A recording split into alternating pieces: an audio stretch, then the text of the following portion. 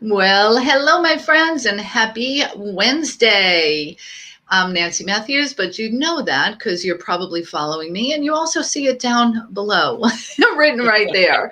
And today I'm coming to you with another episode of our Be Real, Get Real podcast.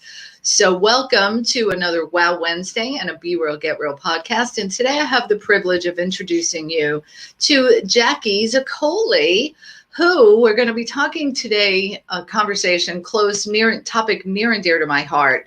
Superficial connections drive me nuts. Does that happen for you?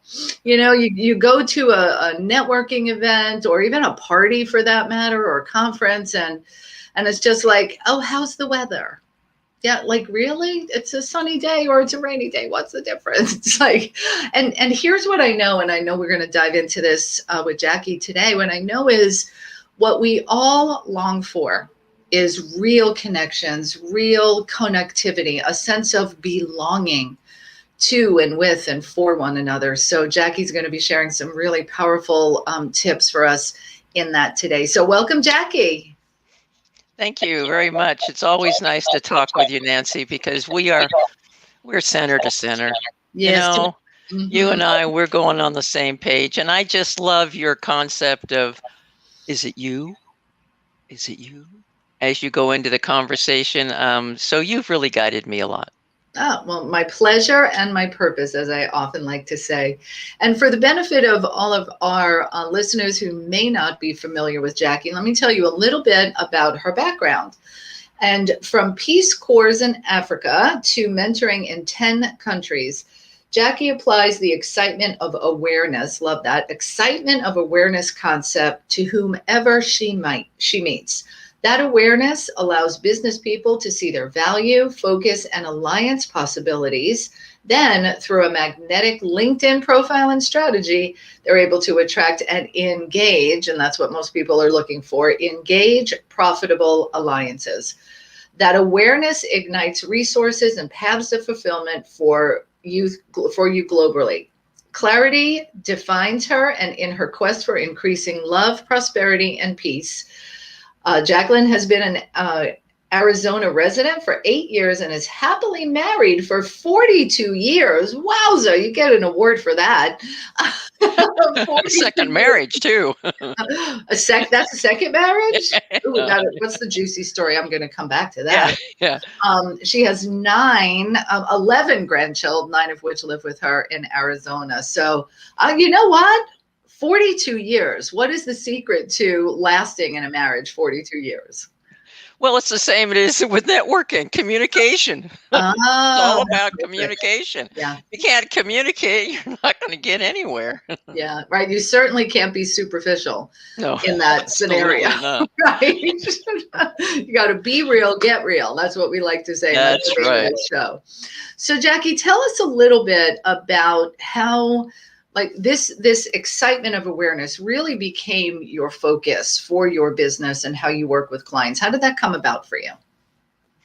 Well, actually, I used to live in California, and I would go to the Chamber of Commerce for meetings, so on and so forth. And I was sitting in a conference room in Fremont, California, in the chamber, and I looked around and I said, I'm paying $250 for a plaque on my wall.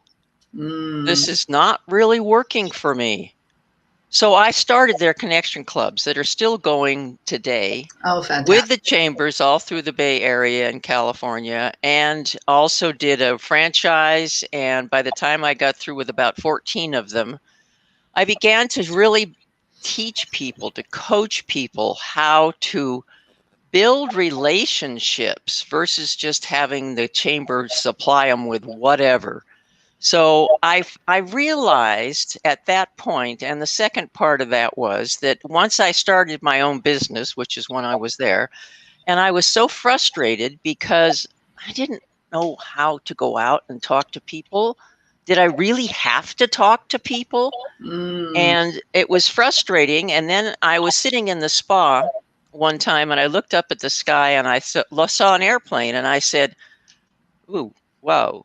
If something happened to that airplane, some 200 people would be affected. Well, obviously they'd be more than affected because each one knows 600 people. Mm. And I realized one person is all I need. I can do one person. So I built that philosophy and I began to research and how do you build that connection Mm-hmm. that makes sense? Because I was frustrated. I didn't feel like I wanted to grovel for food, Right. Well, buy meat. I love that you touched upon, you didn't know what to say or how to say it. And, you know, this concept of trying to talk to everybody and find your ideal clients, like all of that. But if you just focus on just this one person that I'm with right now, and rather than what I'm hearing from you, rather than focusing with this one person on how can I sell them, get them to buy my thing, how can I develop a relationship? Because as we all know and have heard, and my great friend, mentor, and colleague, Bob Berg says that all things being equal, people will do business with people they know, like, and trust. Absolutely. And I think what happens so often as people step into entrepreneurship or at different levels of it, they want to go from contact to cash. And they forget about the relationship happening in the middle. So that focus on the relationship will produce those results. That's right. Yeah. Absolutely. Yeah. You know, and if you try to go from point A to point C, you might get there. Mm. Your product might be compelling enough to buy, but it's so superficial, don't guarantee you're going to get another one. Let alone referrals. Exactly. Why would you do that? Yeah. Why would you do that? So what are some of the things? So our listeners are here, they're leaning in, wanting to know, okay, how do I create those really quality connections, relationships is what we're talking about here. What are some suggestions you have around that? Well, I think there are 3 key things. That's the easiest way to put it. And I put kind of a lot into each one, but there are 3 key areas. First of all, before you start, you have to know who you are, where you're going, what you offer, who is going to want it. And then the last of that is who's your best alliance. So that's the first part. You got to know you, and you got to know who your best alliances would be, people that are serving the same people you are, but in a different way. Yeah. The second is now how to relate to them. And the second is built around the art of listening. Love that. The art of listening. Mm-hmm. And I developed early on, just those first days in the connection clubs, is that everyone has an expertise and a need. I don't care whether you're a baby and you have to poop and you're crying, you need food. You have an expertise and a need. Mm-hmm. And because of that, I can assist you. That's the art of listening combined with commonalities. When I listen for what we have in common, Mm-hmm. and that's the third one is commonalities, but it's listening and not putting on that listening and commonalities some sort of a feeling of, gee, we did that before, but I didn't like that. It wasn't, no. Clean, clear listening. Love it. Finding out their expertise, their need, and then, of course, who their target audience is and who an alliance would be for them. So you're listening the whole time, trying to get that information. And then the third thing is to build and weave the commonalities around how you can collaborate together. So once I find out someone has a need, boy, right there, my database ears just perk up. Gee, I know someone who could be an alliance, not a customer, Mm-hmm. an alliance. They're going to feed you people all the time, not one time, Charlie. Yeah. It's alliance. Then I can work with you. But unless the commonalities and you're listening and you can weave that into collaboration, now they're going to pay attention. Mm-hmm. And let me dial in on one piece and then we can come back to that. one of the challenges that keep many entrepreneurs not earning enough money and working, quite frankly, way too hard is focusing on a customer. I just want to get a customer. Like, are you my customer? Like, going back to what you said about the airplane, and every person knows 600 people. If all you do is focus on that one customer, you're denying access to those 600 people because all you did was try to sell them. So there's so much more available when we expand our vision for how those relationships can be mutually beneficial. Love that. Absolutely. Yeah, that was good. Absolutely. And I think that it gets to the formula, even goes further into what I call the 5 C's. And they make so much sense. The first is collaboration. I mean, combination. I'm sorry. The first is commonalities. Commonalities. What is it that you have in common? The second, through the art of listening, is to communicate to each other what those commonalities are. And then the third is to commit to work together. And that's where people usually stop. I'm committing to nobody. Well, and there's all kinds of fears and past experiences that didn't go well in trying to collaborate. And, so and I'm sure you teach deeper on all of that, right? Absolutely. So after the third, then you have to, after you've committed, then you are going to actually contribute to that relationship. And when you do it with an open mind, keeping your expertise and being very curious and working together, you get collaboration. Yeah. And I call that the glow, the guided love of wholeness. So I work very hard in all those relationships to make sure it's reciprocal. How many times have you been in a relationship? And I know realtors that are just like, I'm giving up. I'm giving people resources all the time. The last house that I got from anybody, it has to be reciprocal. And so that last part, to make that reciprocal, is that you have to do everything you can to help that person. Doesn't mean you have to give them a client. You can send them an article. You can do, there's going to be an event. There's going to be something else. Help them in some way. Assist, don't help. Assist, because help is a Band-Aid.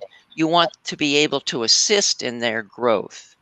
So it's building upon what they need, because networking's what you give, not what you get. And so it really gets a whole different perspective when you realize, as Nancy Matthews would say, are you the one? Are you the one that's going to be the next piece in the path? Right. And what I'm hearing you say, networking is about giving, not getting. It's really about being the one for someone else, contributing, adding value to someone else, so that the nature of human beings is when people give to us, we want to give back to them. And that's how you create that beautiful ebb and flow. Now, awesome. So we're so aligned. I love it. I know. I've always told you that. I know. So and this is the mainstay of your business, of how you show up and serve people, is by helping them shift their perceptions and mindsets around all of these pieces. And then, as you referenced, like, you meet somebody, and I've seen you do this. Oh, you're like, go through your mental Rolodex. Oh, that would be good. And that would be good. I mean, you've done that with me so many times.